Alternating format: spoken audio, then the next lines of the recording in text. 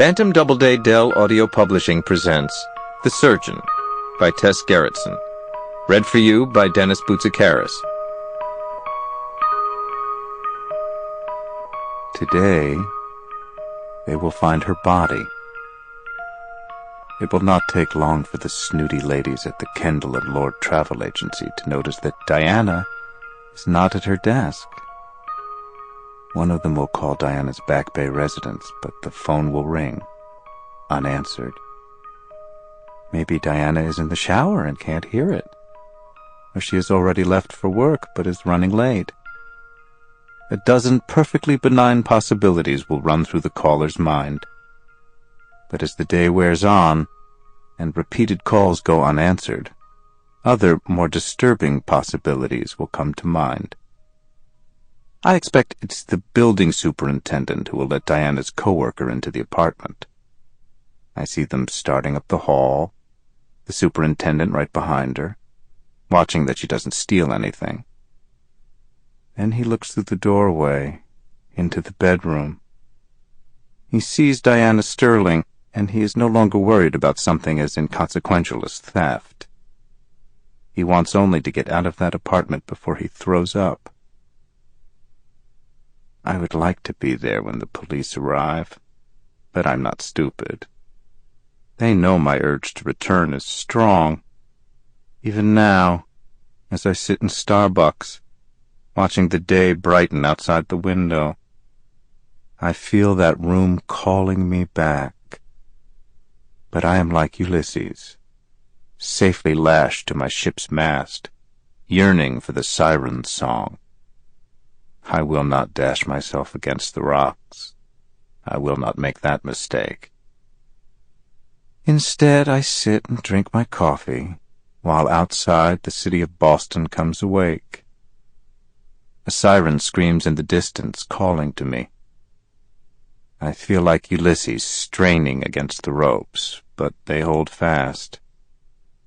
Today they will find her body. Today they will know we are back. 1 year later. Detective Thomas Moore disliked the smell of latex, and as he snapped on the gloves, releasing a puff of talcum, he felt the usual twinge of anticipatory nausea. It was July 12th, a humid and hazy Friday afternoon. Across the city of Boston, air conditioners rattled and dripped, and tempers were flaring. On the Tobin Bridge, cars would already be backed up, fleeing north to the cool forests of Maine. But Moore would not be among them. He had been called back from his vacation to view a horror he had no wish to confront. He was already garbed in a surgical gown and paper booties. He paused for a few seconds outside the door and took a deep breath. Then, resigning himself to the ordeal, he pushed into the room. The draped corpse lay on the table, a woman by the shape of it. Dr. Ashford Tierney, the medical examiner, and a morgue attendant were assembling instruments on a tray. Across the table from Moore stood Jane Rizzoli, also from the Boston Homicide Unit. 33 years old, Rizzoli was a small and square-jawed woman. Her untamable curls were hidden beneath the paper OR cap, and without her black hair to soften her features, her face seemed to be all hard angles, her dark eyes probing and intense. She was the only woman in the homicide unit, and already there had been problems between her and another detective. Charges of sexual harassment, countercharges of unrelenting bitchiness. Standing beside Rizzoli was her partner, Barry Frost, a relentlessly cheerful cop whose bland and beardless face made him seem much younger than his 30 years. As Moore approached the table, Rizzoli said, "We wondered when you'd show up." "I'm just starting the internal exam," Dr. Tierney said. "So I'd say Detective Moore got here right on time." One man coming to the defense of another. He slammed the cabinet door shut, setting off a reverberating clang. Dr. Tierney was a native Georgian, a courtly gentleman who believed ladies should behave like ladies. He did not enjoy working with the prickly Jane Rizzoli. "You're sure it's our boy again?" asked Moore. In answer, Tierney pulled back the drape, revealing the corpse. Her name is Elena Ortiz. Moore's first glimpse of the victim had the impact of a physical blow. The woman's black hair, matted stiff with blood, stuck out like porcupine quills from a face the color of blue-veined marble. Her lips were parted, as though frozen in mid-utterance. There were 2 visible wounds.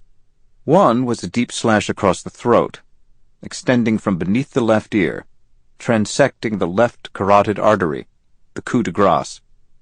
The second slash was low on the abdomen. This wound had not been meant to kill. It had served an entirely different purpose. Moore swallowed hard. I see why you called me back from vacation. I'm the lead on this one, said Rizzoli. He heard the note of warning in her statement. She was protecting her turf. In truth, he had no wish to challenge her and was careful to maintain a respectful tone. Could you fill me in on the circumstances? Rizzoli gave a curt nod. The victim was found at 9 this morning, in her apartment on Worcester Street in the South End. She usually gets to work around 6 a.m. at Celebration Florists, a few blocks from her residence. It's a family business. When she didn't show up, they got worried. Her brother went to check on her. He found her in the bedroom. Dr. Tierney estimates the time of death was somewhere between midnight and 4 a.m. this morning. Moore looked at the victim's wrists. She was immobilized. Yes, duct tape on the wrists and ankles. She was found nude, wearing only a few items of jewelry. What jewelry? A necklace, a ring, ear studs. The jewelry box in the bedroom was untouched. Robbery was not the motive. Moore looked at the horizontal band of bruising across the victim's hips. The torso was immobilized as well. Duct tape across the waist and the upper thighs, and across her mouth. Moore released a deep breath. Jesus. Staring at Elena Ortiz, Moore had a disorienting flash of another young woman. Another corpse, a blonde with meat-red slashes across her throat and abdomen. Diana Sterling, he murmured. I've already pulled Sterling's autopsy report, said Tierney, in case you need to review it. But Moore did not. The Sterling case, on which he had been lead detective, had never strayed far from his mind. A year ago, 30-year-old Diana Sterling, an employee at the Kendall and Lord Travel Agency, had been discovered nude and strapped to her bed with duct tape. Her throat and lower abdomen were slashed. The murder remained unsolved. Dr. Tierney directed the exam light onto Elena Ortiz's abdomen. The blood had been rinsed off earlier, and the edges of the incision were a pale pink. Trace evidence? Asked Moore. There was a strand of hair adhering to the wound margin. Moore looked up with sudden interest. The victim's? Much shorter. A light brown. Elena Ortiz's hair was black. Tierney directed their attention to the wound. What we have here is a transverse cut. Surgeons call this a Maillard incision. The abdominal wall was incised layer by layer, first the skin, then the superficial fascia, then the muscle, and finally the pelvic peritoneum. Like Sterling, said Moore. Yes, like Sterling. But there are differences. What differences? On Diana Sterling, there were a few jags in the incision, indicating hesitation or uncertainty. You don't see that here. Notice how cleanly this skin has been incised? He did this with absolute confidence. Tierney's gaze met Moore's. He's improved his technique. Our unsub is learning. If it's the same unknown subject, Rizzoli said. There's another similarity. The blade used in this wound is single-edged, non-serrated, like the blade used on Sterling. A scalpel? It's consistent with a scalpel. The clean incision tells me there was no twisting of the blade. The victim was either unconscious or so tightly restrained she couldn't move, couldn't struggle. She couldn't cause the blade to divert from its linear path. Barry Frost looked like he wanted to throw up. Ah, jeez. Please tell me she was already dead when he did this. I'm afraid this is not a post-mortem wound. Only Tierney's green eyes showed above the surgical mask, and they were angry. There was... Sample complete. Ready to continue?